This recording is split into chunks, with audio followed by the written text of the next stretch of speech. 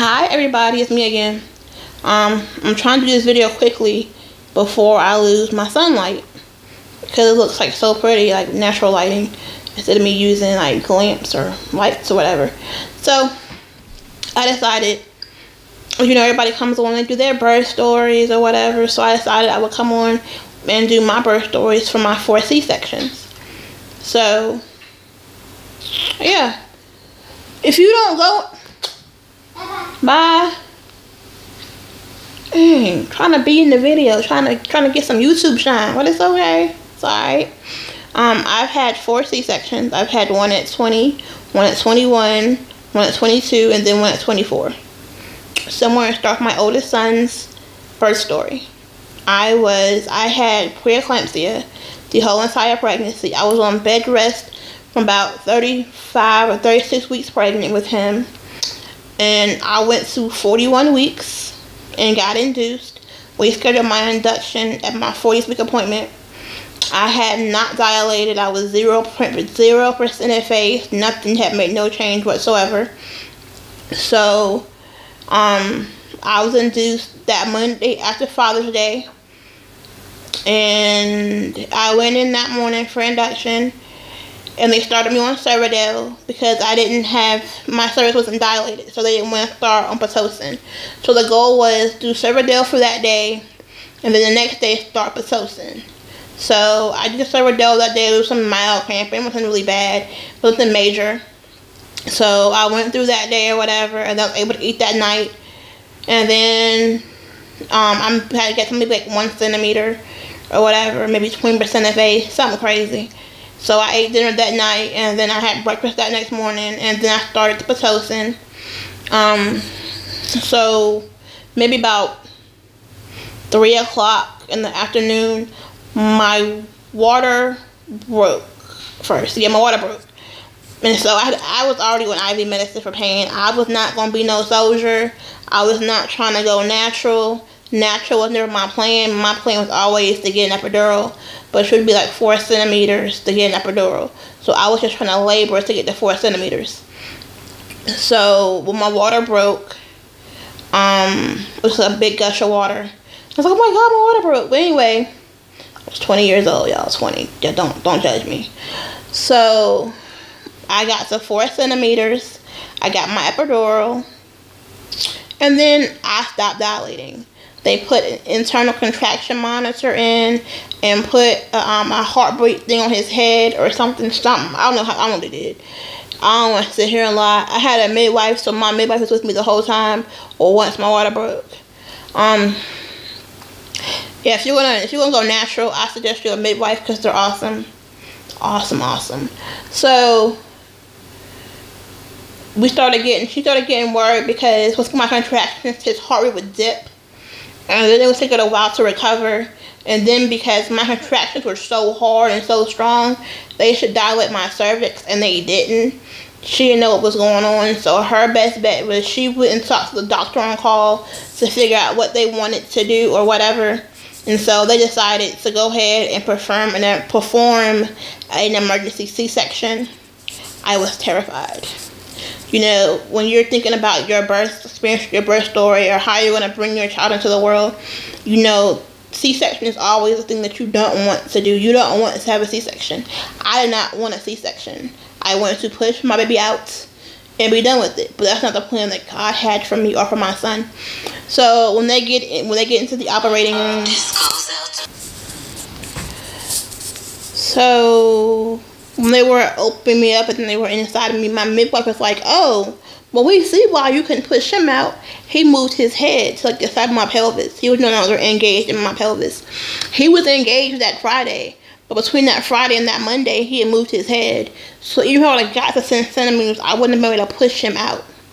So, I was alright with the C-section. He weighed 8 pounds, 3 ounces, was 20 inches long. He left the hospital 3 days later weighing 9 pounds. I left the hospital at my very first C-section on a Saturday. Was it Saturday? No, it was a Friday. But I went home on that Friday. That Saturday, I went to Babies R Us well, Toys R Us actually, and got some stuff still need to get for him. And then I went up that night and went to Golden Corral. That Sunday I was in church. You know, everybody complains, oh my God, it hurts so bad. My C-sections were never that bad to the point they kept me from doing any normal activities. So my second C-section from my oldest daughter was also a scheduled C-section. They told me that I could possibly go into labor and labor with her and not be able to push her out. So I could get to 10 centimeters and not be able to vaginally deliver her. Or I could go ahead and have a C-section. In hindsight, in retrospect, I should have tried to labor with her and push her out, so I could have had a VBAC, and then maybe I wouldn't have needed to tie my tubes after my youngest son. So in retrospect, I should have tried.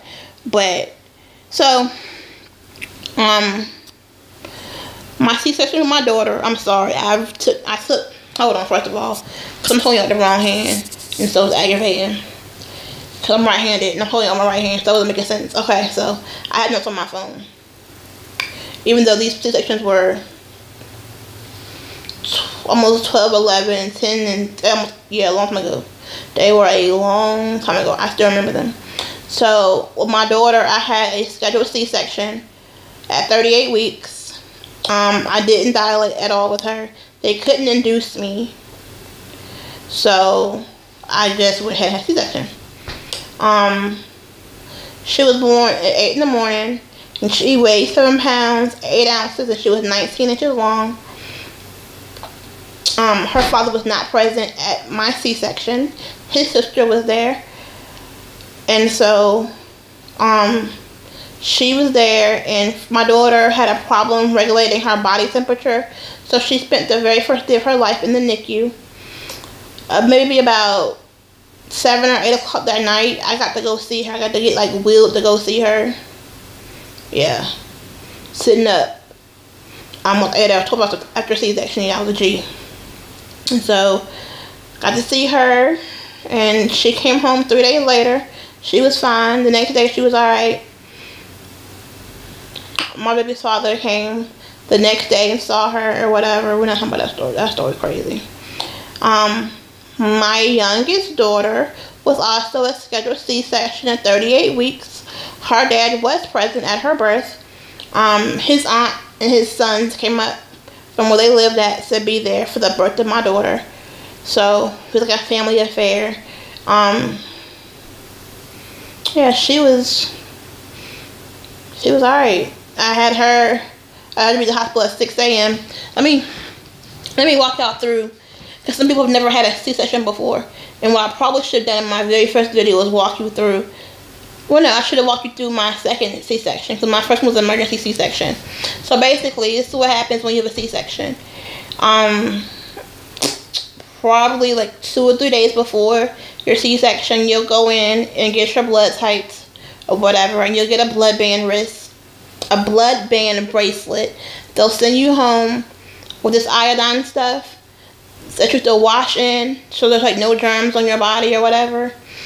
And normally you would wash in it. I normally did it the night before my section, because I always had to be at the hospital by 6 a.m. and I won't take no shower before I went to the hospital. That was just me. So you get there, you check into labor and delivery, and they hook you up some monitors, they start your IV, start your fluids, they come in and ask you 1,000,001 questions about everything under the sun. They shave you down there, they shave your hoo-ha. They give you this drink, which basically gets rid of all the stomach acid in your stomach or whatever. It is the nastiest thing I've ever drank in my life. It's called GI cocktail. It is gross. It is nasty, but you have to drink it. Once they're ready for you in the OR, you can stay in this room for however long it takes for them to get ready for you in the OR or whatever. Once they're ready for you in the OR, they wheel you back. They help you get onto the operating table. They have you sit up. They have you hold onto a pillow, arch your back. They come in with the anesthesiologist. They put a spinal in your back. They help you. They lay you down on the table. They throw the sheet up so you can't see over the sheet, and you lay there. In about 10-15 minutes, if it's a normal C-section, you have a baby. And then they take out the placenta, and they put all your organs back in, and they sew you up. And then you go to recovery, where you recover for maybe 2-3 hours while your legs come back and all that good stuff, and they press on your stomach, trying to make your uterus shrink back. That is the worst part of having a C-section, is when they come in and they press on your belly after you had just been cut open. It is the worst. That's the only thing about a C-section that really hurts to me.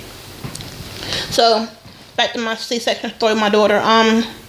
She was born at 8:30 in the morning. She weighed 6 pounds, 5 ounces, and was 20 inches long. My baby, my youngest son, was born at 37 weeks due to a bad bad non-stress test. So, basically, when I had my son, I was considered high risk, and so where I lived, no doctor would see me. So I had to travel 30 to 45 minutes from where I lived at to go to the doctor. And so because it took me so long to get seen or whatever, by the time I finally made it to the doctor, I might have been 15 to 18 weeks pregnant, because they have a waiting list and they have so many people they see on a daily basis. It's just ridiculous. It's redonkulous. And so, because they didn't see him in the beginning, they wanted to make sure my due date was correct. So I had an amniocentesis, which is the very first amnio I've ever had with any of my children. I wanted to mention this because some people have amnios and they get all freaked out and get all scared. It really wasn't that bad. It was like a little pinch. And they stuck a needle in my belly and drew the fluid to make sure he was breathing himself by himself and took it out. Because they didn't make sure that he was breathing or whatever, or his lungs were developed so he could breathe when he was born, because they were doing a C-section at 37 weeks. So we did that or whatever. Those results came back and they scheduled my section for that Monday. I think I went in a Wednesday or a Thursday. It might have been a Wednesday. I got scheduled for the amniocentesis that Thursday, and then they called me on that Friday and told me to come in that Monday for my C-section. Yeah, it was like that. So my son was born perfectly fine, and he weighed 5 pounds even. So I've had 4 C-sections, 4 perfectly fine, healthy babies. Really no major complications or anything life-changing or anything happened. I got an infection in my uterus after I gave birth to my youngest daughter, so I'll do a video on that all by itself, because that was just craziness. It was crazy. It was cray-cray, y'all. So that's my labor and delivery stories of my 4 babies. I hope you found this informational in case you're having to have a C-section. Don't forget to subscribe if you're new. Don't forget to like and then comment below. And I'll see y'all again in my next video. See, because it's so light in here, I open my glass door so the light's coming from outside, so I can record this video and I'll turn the lights on. So I'm kind of excited about that. But anyway, let me go. Alright, y'all. Bye.